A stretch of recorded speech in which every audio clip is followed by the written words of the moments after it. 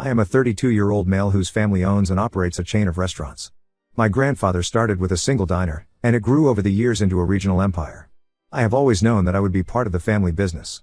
My father, Bill, 58M, and my Aunt Ruth, 55F, run the company together. Our family dynamics have never been warm or expressive. Hardly ever, we talked on subjects other than business or grades. I didn't have a lot of friends during that time as I was always too preoccupied with my studies and getting ready to take over the family business one day. I met my wife, Crystal, 30F, in college.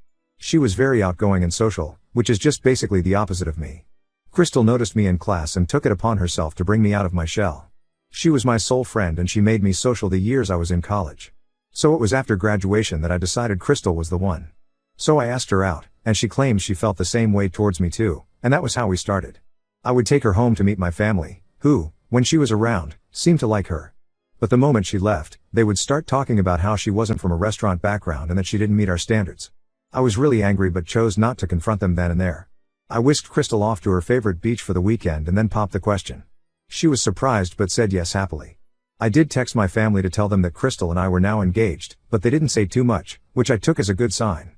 Crystal had always been interested in event planning and had been saving money from part-time jobs during college to start her own business. When she refused, I tried offering her financial support, to which she replied, "It's my project, the only help I want from you is emotional help."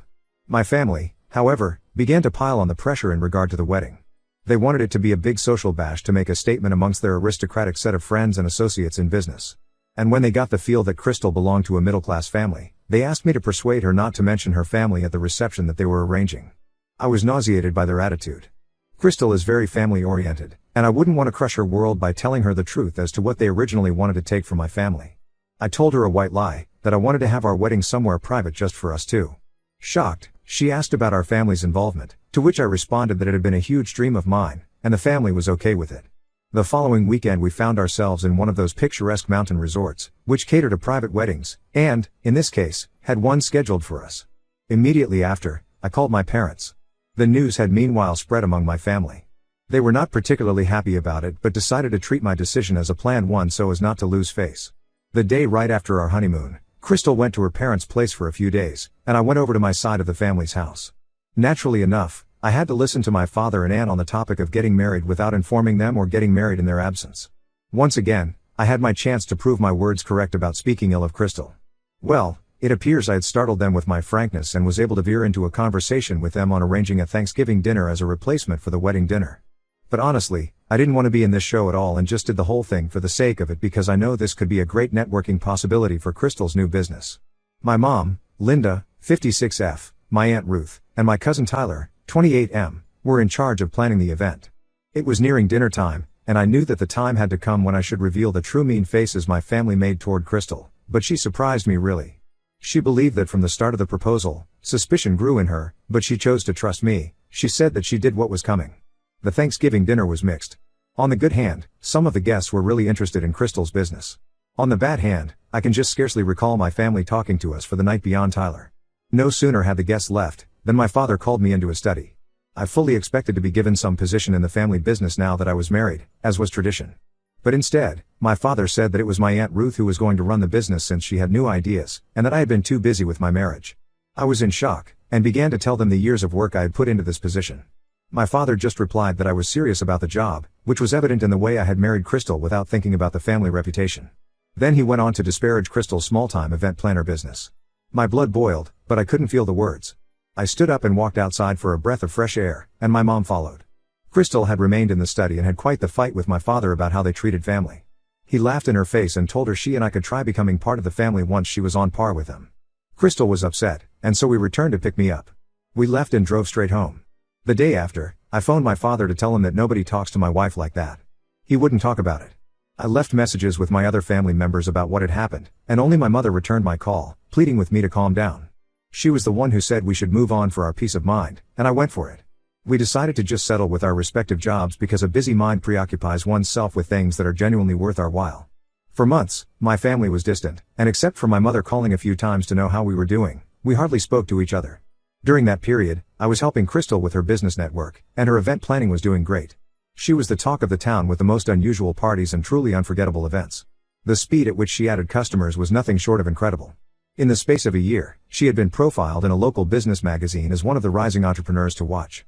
As for me, I decided to strike out on my own and put my limited knowledge of the restaurant industry to work by starting a consulting firm for new restaurateurs. It was hard at first, but with effort, I put my name alongside my own family name and not dependent on it. After not much contact for a year, all of a sudden, my family has started to reach out. I have received several voicemails and even one email sent to Crystal, saying that she missed us a lot and really flattered she could not have lunch to catch up with just Crystal. So we're both just confused and a little bit suspicious about this sudden change in heart after all those months of treating us like crap. I'm on the edge of my seat, curious yet torn between curiosity about what they want and an impulse to protect the peace that Crystal and I have built for ourselves. Part of me wants to hear them out, but a larger part remembers the hurt they caused and doesn't want to risk going through that again. Crystal says she'll support whatever decision I make, but I can tell she's wary too. I don't know what to do next. Should we let them explain their actions or proceed with our lives and move on with them in the past? Advice, appreciated, thank you. Update 1, thanks for the support and advice on my last post, guys. I needed to just reflect on the situation a little, and I wanted to give y'all an update of what's transpired since then. After a lot of deliberations with Crystal, we came to a conclusion that it was safe enough to cautiously answer my family's attempts at making contact. The agreement was we would listen to whatever they had to say, but we would be very careful not to get very involved very rapidly. I called my mom again and asked her outright what the sudden change of heart was all about. She said they missed us and they realized that they had been at fault about the way they had treated all of us, especially Crystal from the start. She said they wanted to make amends and get back to our lives. With all my doubts, considering their past behavior, I pushed for elaboration. That is when the truth came out. Apparently, their restaurant business has been down since the past year. Some of the older investors retracted themselves stating they were not happy with the running and organization of the company. Now they wanted to revive the whole thing by making me join them so that I could save the family business, which also belonged to me or was at least a part of my inheritance now. I was so mad. Here there goes again. Just thinking of themselves and how we may come in handy for them. I told Mom that if this was their real intention for calling, then we were not interested to revive anything. Well, this isn't the end. A few days after this conversation, my cousin Tyler reached out to me in private. He confirmed what Mom had said about their business problems but dropped some details that she had completely omitted. In addition, Tyler said my Aunt Ruth's new ideas blew up in her face. She had been trying to expand the business quickly into new markets and was shooting from the hips without having done the necessary research and creations. Subsequently, a majority of their new locations failed a few months after being launched and, in effect, caused huge financial losses. Tyler also told me that my father and aunt were approaching their circles of business acquaintances, claiming that I was still working with the company as a silent partner. Thus, they were using my name and supposed continued involvement to try and keep investor confidence high. It explained why some of Crystal's clients had been asking lately about my family's restaurants. I was furious after hearing that. Not only because they were trying to push us into helping them, but in doing so, using my name in something I had not consented to, in order to sustain the business that was heading downhill. It was after that incident that Crystal and I finally talked about it. We both thought that, at this point, we had to do something for our reputations and businesses. We consulted a lawyer and were advised to write a formal letter of cease and desist to my family, stopping our name from being used by them in connection with their business.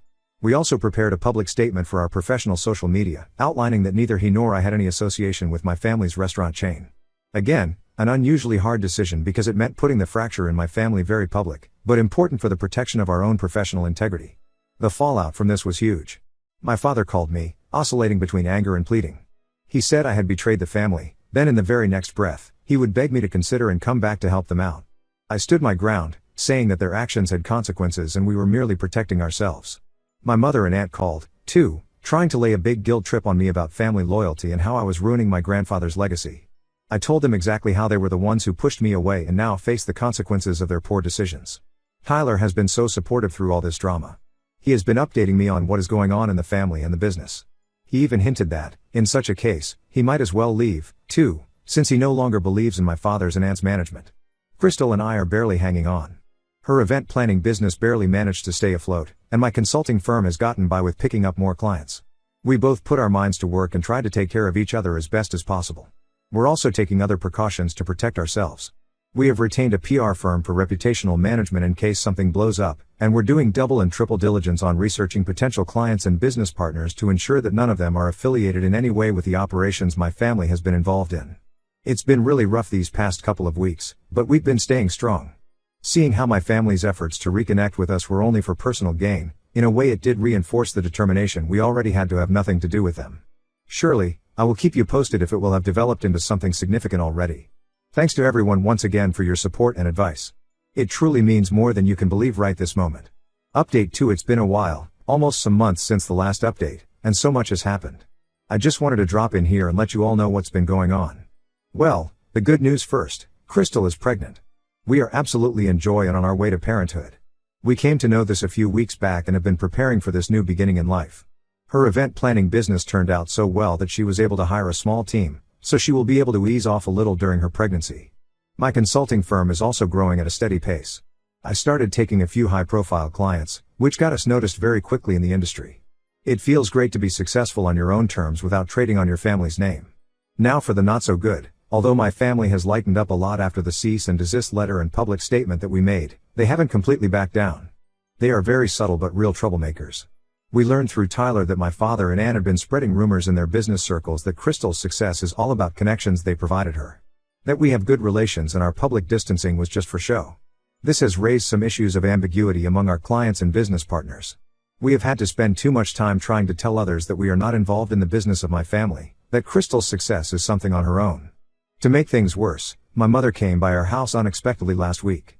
She was obviously emotional and began begging us to help the family. She said that they are on their way to bankruptcy and will probably have to sell some of the original restaurants started by my grandfather. This saddened me a little as those restaurants held all of my childhood memories with them, though I collected myself thinking back at how they treated us and remained tough. I told my mother that I felt sorry for them to have all those problems, but it was all because of what they have done and how they had chosen to handle their business-related issues. We weren't going to risk our financial standings nor reputations to clean up your mess. Crystal, being the more soft-hearted one, suggested that maybe we could say something or offer some advice on how they can make things right without getting too deeply involved. I gave into this as a compromise, thinking it could be enough as it might stop their tries to bring us back down. We met my parents and my aunt at a neutral location, a little coffee shop downtown. Crystal and I presented a few general ideas to them on how they could cut costs, reorganize their business, and possibly save the core of their business. We were very clear in saying that is as far as we were going to be involved and that we were not going to give them any money or have our names on their business. My father and aunt seemed loath to accept that this was all we were willing to do, but my mother did seem much more grateful that at least we were doing something. As we were leaving, she sort of hugged me and whispered an apology for everything that had happened. It was the first genuine moment I'd had with her in years. Afterward, the sense of closure was palpable for Crystal and me. We had done what we could, had drawn lines in the sand. We prayed that was the end of it. But a week later, we received disturbing news from Tyler. My father and aunt took our suggestions and twisted them in their death throes, telling their remaining investors that we were advising them and actually on our way back to take over the company's leadership. They were trying to get someone to give them an emergency infusion of cash. We were shocked and indignant. It seemed that whatever we did, they would be determined to use us for their object, whether it were the truth or not, whether we wished it or not. After much discussion and soul-searching, Crystal and I have made a difficult decision. We are moving. We've just had an amazing opportunity come up that will let both of our businesses expand into a city 3 hours away. It's close enough that we can serve our existing clientele, but far enough away, not that it will stop my family from trying to intrude on our lives even there. But for our peace of mind and the future of our baby that is on the way, it is a necessary step. Tyler gets the message and has assured us of timely information if there should be any important occurrence running the family business. As we prepare for this move and as we prepare for the baby, we are thinking positively about the changes this will bring. Super excited for that difference and raising our kid in surroundings free from the poisonous influence of my relatives. I shall update all of you once we have started staying in our new home.